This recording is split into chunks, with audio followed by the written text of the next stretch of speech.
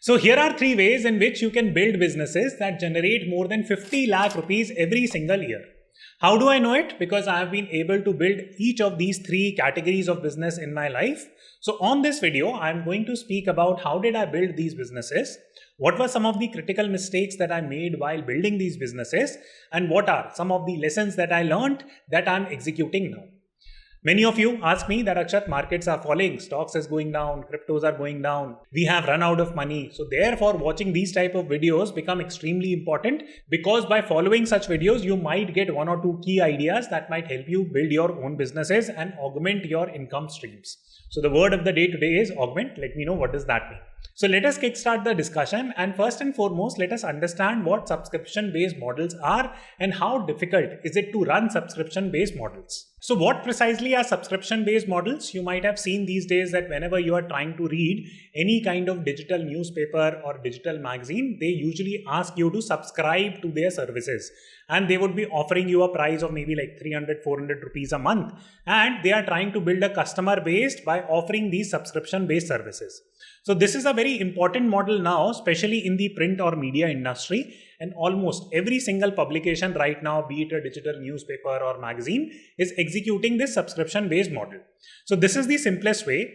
For people like you and me, we are getting the opportunity to start our own newsletters on platforms like LinkedIn and Twitter and monetize it to an extent. So that again becomes a subscription-based service. And again, this can be seen in different apps also. For example, you might be using some kind of a fitness app, or you might be using some kind of a nutrition app, or you might be using some kind of a premium education app. And these applications end up charging you a little bit of money in exchange for the services or the conveniences that they are offering you. So this is what a subscription-based model is, very easy to understand. But the philosophy of subscription-based service is this. What a subscription-based model is trying to do is that it is trying to reach a lot of people at a very low cost. So this is what the underlying business model of a subscription-based service is. Now, have I started such a service? Yes. And it was called as Cases Over Coffee. So this was a company that I started back in 2020. Unfortunately, we are not running this company anymore, and I will explain you the reason why also. But let me quickly explain what Cases Over Coffee did. So Cases Over Coffee was a management consulting case solving platform. And what we precisely used to do was that we used to create a community of case solving enthusiasts. For example, when you are applying to BCG, Bain, McKinsey, these companies expect you to solve cases. And management consulting industry is a very growing industry. There are a lot of jobs in the management consulting domain that are picking up even in a country like India right now. So this business started out really well for us. So just to give you some numbers, we sustained the firm for roughly 2 years, and within the first month itself, we were hitting a number of roughly 2,000 active users on the platform. So which roughly meant that we were making somewhere between 10 to 15 lakh rupees a month. Now, did we have to hire like a huge team? The answer is no, that we did not require hiring a huge team, and we were hitting a profit margin of roughly 50 to 60%. So your obvious question here would be that, Akshat, then why are you not continuing to run that company? The answer there is very simple, and here are some of the key realizations that I had while running the firm. So first and foremost, running a subscription-based model is a very time-intensive task. Why is that? Because the model that we had ended up building was that we will pair person A and person B in order to solve cases. Now, this had so much of human element in it that sometimes people used to book time to solve cases with each other, and then the person did not used to show up. Then people used to reach out to us that, you know what, my case partner is not showing, what should I be doing? And because this subscription-based model had a lot of human interaction, human element to it, it became operationally very difficult to grow. So to cut the long story short, the operations of a subscription-based model is very complicated to begin with. Here is the key insight that as your subscription-based model is growing, the operations of it is going to become more and more challenging. And this is mostly true unless you are selling a digital product. So just to clarify that, let me pick a couple of examples here just to help you understand this point in case you are experimenting with a subscription-based model yourself. So let us compare two subscription-based ideas. For example, if you're just simply creating a digital course, so you have made a digital course, you have uploaded it on a website, and people are just paying a little bit of money, maybe like 500, 600, 1000 rupees a month to access that course, and that's it. So this is okay. This would not have that many operational challenges as the business scales. But compare it to running a business that provides homeschooling kit to parents in India. So a lot of you reach out to me. They talk about that, Akshat, why don't you start a business in terms of supporting homeschooling, etc., etc. And one of the popular models right now is that you can avail homeschooling based subscription models where some kind of package is sent to you at home and your kid explores that curiosity pack. Now, this type of business will have a lot of issues. For example, you will have to get the kit manufactured, then you have to maintain the logistics, then you will have to do follow-ups, then you have to do customer experience, whatnot. So the point is that on such businesses, the models can get very, very complicated. And here you require a much bigger team. The second key challenge in terms of running the subscription-based education model is that it becomes really difficult to improve the quality of your product consistently. Why is that? Because your entire focus just shifts to running the operation and there is very little time that you're left with in order to do product research. So therefore, what I've done with this model is that instead of running a subscription-based model, I've just simply converted this subscription-based model into a course. And at the backend, we have created a LinkedIn community where people can reach out to and figure out their own case partners on their own prerogative. Have we increased the prices? The answer is no. We have still kept the course very nominal. The only thing is that because it's a digital course, we are charging it upfront. On a subscription-based model, we used to split it throughout the year. And the primary reason why I've simply made that move is so that I can dedicate my entire focus in terms of improving the quality of the educational material that we are providing. So that is the reason why I have given up in terms of running a subscription-based service, because inherently it is very difficult to maintain once you scale it up. But yes, if you're starting out and if you want to experiment with that idea by issuing a small ticket size, then yes, subscription-based model might make a lot of sense to you. So the second way you can make 50 lakh rupees is that you can sell some kind of product or service to 100 people a month at 4,000 rupees. Now think about it, what type of specific products and services you can launch here. One would obviously be a specific course that you can launch, because courses do sell at 4,000, 10,000, 20,000 range also. Second, you can sell some kind of consultations. So consultation simply means that, let's say that you're a digital marketing expert and people are booking a 30-minute phone call with you, then you can definitely charge them 4,000-5,000 rupees per call.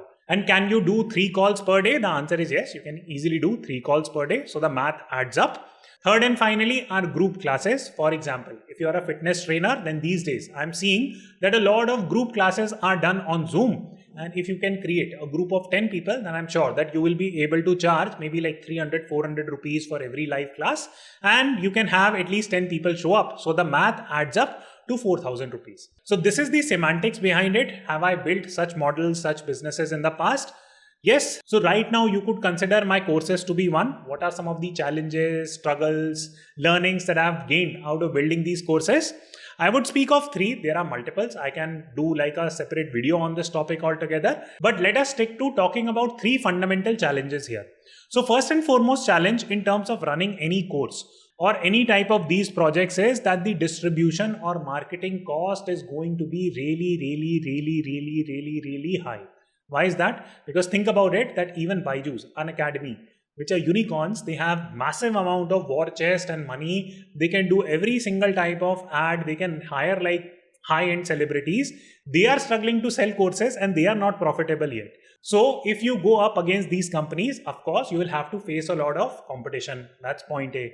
Point B, you might say that, okay, that is applicable to education industry, but what about fitness industry or cooking industry or dance industry? Well, competition is there in every single one of these domains.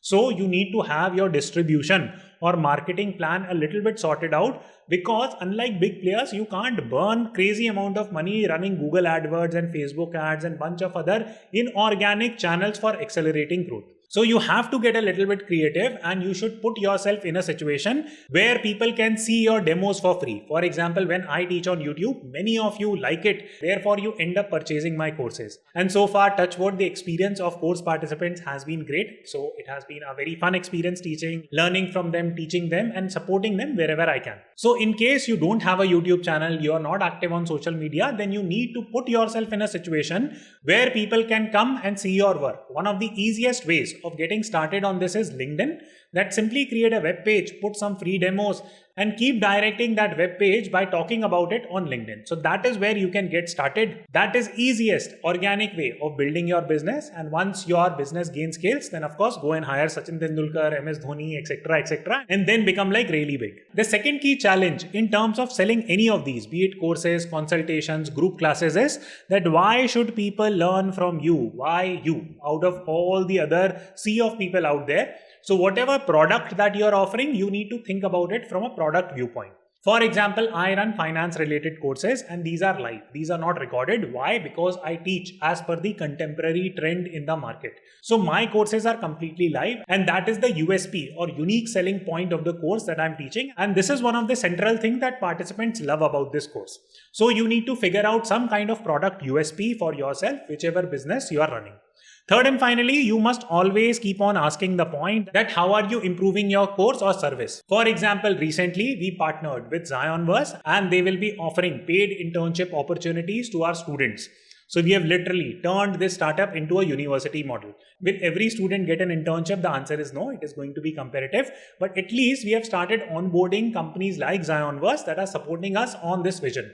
We have also included scholarship through support of such sponsors, and we have several plans to keep on improving the products that we are launching. So you must always ask yourself that, okay, if you're launching any of these things, then competition is going to come in, they are going to offer the same things, then how are you going to scale up? So you should always be working on something at the back end, and that is the way of hitting this number and building a 50 lakh rupees a year business. Now let's talk about the third method of building a business that generates 50 lakh rupees.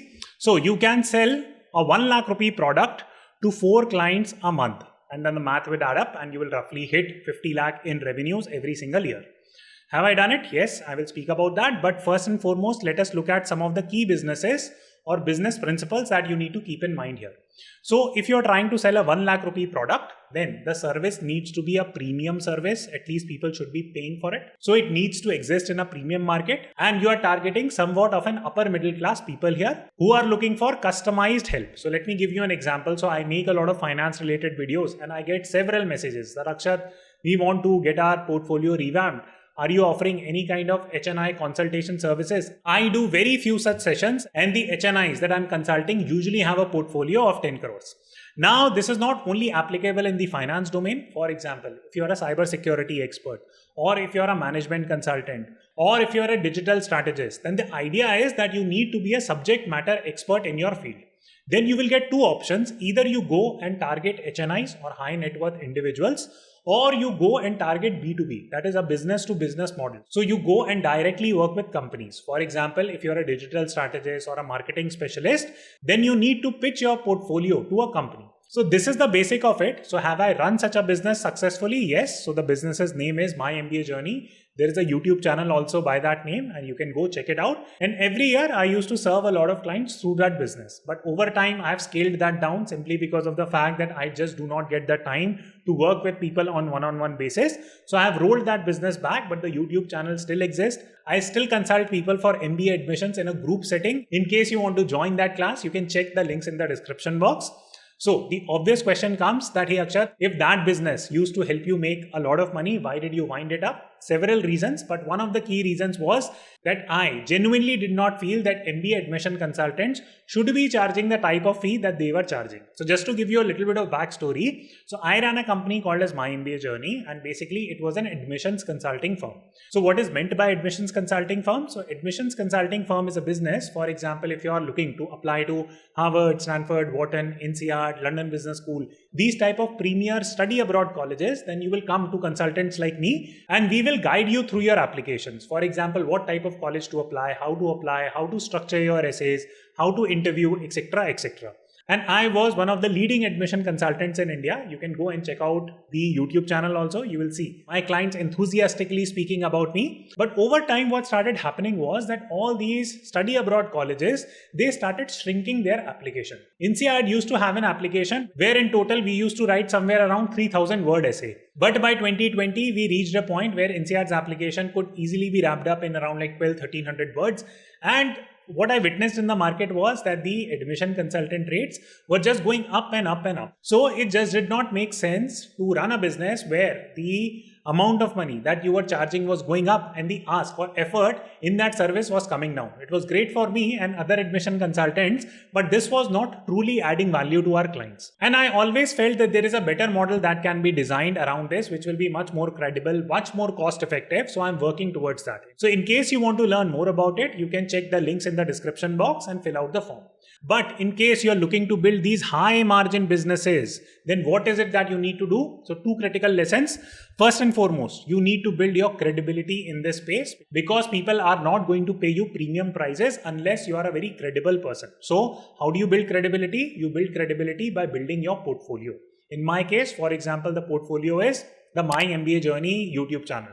So if people go on that channel, they will see that so many candidates directly worked with Akshat and got into top schools. So of course, they will believe in the fact that I am a subject matter expert. And once you are a subject matter expert, you need to stay on top of the industry. So you must voraciously read about that industry, look at the changing trends, educate yourself and continue to educate yourself about that space so that you can bring winning insights for your clients. So these are the 3 specific models that you can follow in order to build these 50 lakh rupee businesses. So these are not the only 3 models that exist. In fact, I make investments across a series of different companies where the business model is slightly different. I spoke about these models so that you can start thinking about for yourself as to how you can build your own business. Because if you can create more cash flows, more income stream, then your journey towards financial independence accelerates quite a bit. Thank you so much. I hope you enjoyed the video and I will see you soon.